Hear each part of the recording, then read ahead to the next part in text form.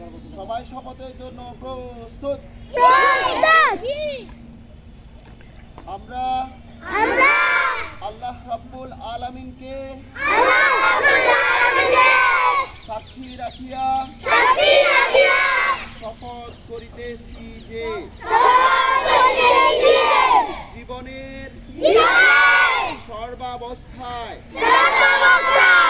আল্লাহ ও তার রাসূলের আনুগত্য করিব।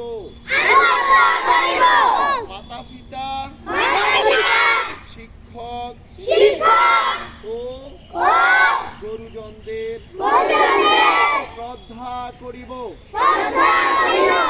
মাদ্রাসার যাবতীয় নিয়ম শৃঙ্খলা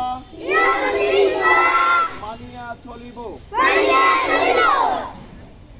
জন্মভূমি বাংলাদেশের সেবায় সর্বদা নিজকে নিয়োজিত রাখিব। সদা সত্য কথা বলিব, কখনো মিথ্যা বলিব না।